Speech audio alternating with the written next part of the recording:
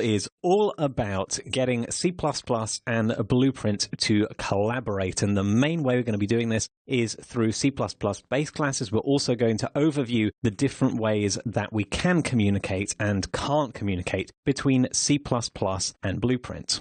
So first, let's take a look at how we can inherit from Blueprint to C++.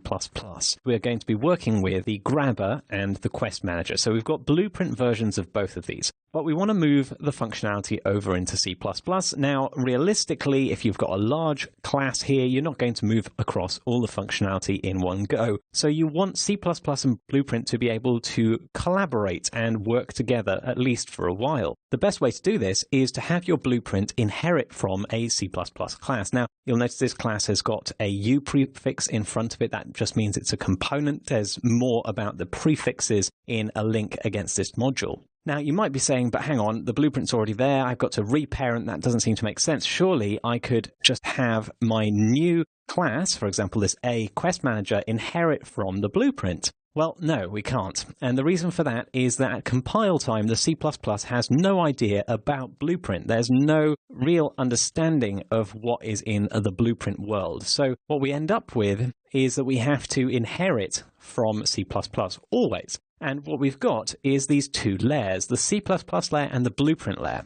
So the Blueprint layer can interact with C++, it can interact with other Blueprint classes, but the C++ layer can only interact with other C++ classes. And that might sound very restrictive, and it would be were it not for one caveat, which is that runtime calls are exempt from this. So, for example, the Grabber in C++ could make a call to a Blueprint function or Blueprint implementation of complete Quest. But the important thing to note here is that this is a runtime call. It still has to be backed up by interfaces that are in C++. So what we would end up with is Grabber is really calling to a function that it knows about the interface from C++. For example, the A Quest Manager, and the BP Quest Manager is simply implementing that interface. So the runtime call can cross the barrier, but the compile time stuff all still has to be pointing in these directions, C++ to C++, and Blueprint can go into the C++ layer, as we're seeing here. So no contravention of this layering.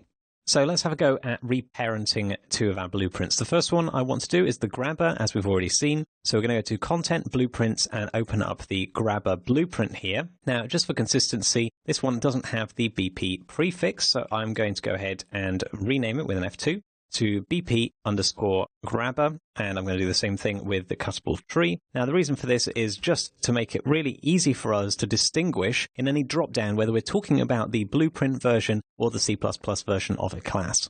So next up, we want to go ahead and create a C++ class. To do that, we go to the Content browser, go to Add New and New C++ class. The first thing it presents us with is a choice of the parent class. Now, what should we choose as the parent class? Well, ideally, because we're replacing the parent that already exists of the BP Grabber, we want to choose the same parent so that we just slot in between. So I'm just going to cancel this wizard and go to the BP Grabber. And I would like to open up the class settings and go to the details pane where you can see that the parent class is currently the scene component. You can also see this at the top right hand of this blueprint. Now, so that means we want to go and add new, create C++ class, and we want to choose the scene component. Now, just a quick reminder, the scene component is the one that has a scene transform, as opposed to an actor component that does not have any transform. Let's hit next, and we want to give this a name. Now, we just call it a Grabber without any sort of prefix, because the prefix will automatically be added by this wizard, and go ahead and create class.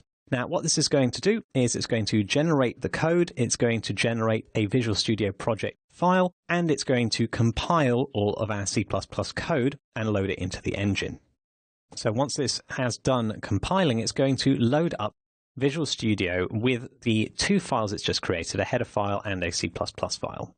And the header file and C++ file have some stuff in them already pre-filled out. Now, I'm not going to worry too much about the stuff that's already in there, but we are going to just have a little bit of a look at some of the stuff that might be unfamiliar to you as a C++ programmer. And that is these kind of preprocessor directives. They look like macros, and actually some of them are macros and some of them are being used by the Unreal Header tool to remove boilerplate and allow us to do cool things that we can't usually do in C++. Now, you'll notice that this means that we've got generated bodies usually in our C++ classes. that we have this Blueprint to C++ API that goes in front of or just after our class and in front of our class name, and that will be different depending on your project. And then we have this uClass directive right at the top, which gives us metadata about the class. Now, I don't expect you to understand what's within the brackets at the moment, but these are class specifiers. The final thing that you'll notice is slightly odd about this class is that we've got this include for grabber.generated.h. That's a file that's generated by the Unreal header tool automatically for us with a bunch of boilerplate in it. This always has to be the last include in a header file. So now we would expect that given that we've got this class, we've compiled it, we should be able to go and reparent to it in the BP Grabber. The way we do this is we go to the class settings again, go to the parent class and just change it. We'd look for the Grabber, but you'll find that it is not there. Now, the reason that it is not there, even if we restarted the editor, is because this C++ class is not set to Blueprintable. That means that it is not derivable in Blueprint. And that is one of the class specifiers that we can actually set. So this is a comma-separated list, so we can add a new item to this list and just add Blueprintable with this capitalization. Now, I'm not going to give you a full list of class specifiers here. You can find the full list linked against this module. However, it is important to note that the Blueprintable specifier is inheritable. So if uSceneComponent had been Blueprintable, then the uGrabber wouldn't have needed me to explicitly mark it as Blueprintable. We'll see that later on when we are deriving from Actor. So now let's go over back into Unreal and try and reparent again. So we're going to go to the drop-down and we're going to look for the Grabber. Now, this time it's not showing up, and this is because I need to reboot the engine. And in some engine versions, that is the case, in some it is not. So I'm just going to go ahead and save what it's asking me to save and restart the engine. So now that we've made that change, it's important to make sure we build the project. I'm going to do this using Control-Shift-B, or you can do it in any of a number of ways, including in the editor using the compile button.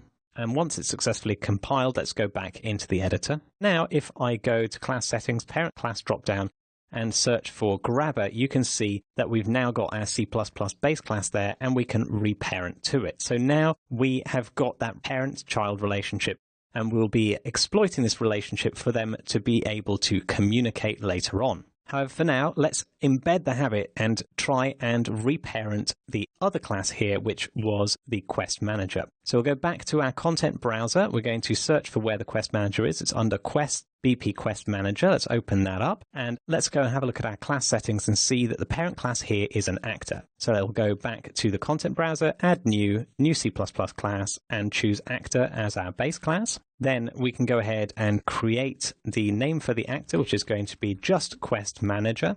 And I can even choose a folder to put this in. I'm going to put it in the quests folder just to mimic the structure that we've got for Blueprint. And I'm going to go ahead and create class. And again, it's going to generate the C++ code and compile that code.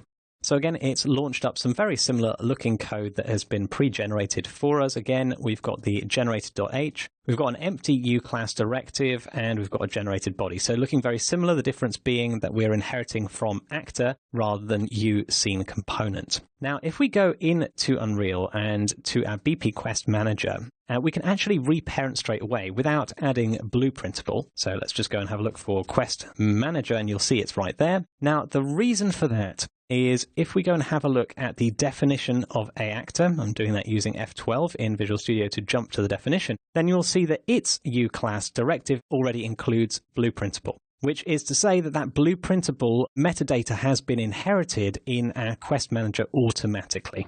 We have created base classes both for the Grabber and the Quest Manager, and we have reparented to them in preparation for the work to communicate between Blueprint and C++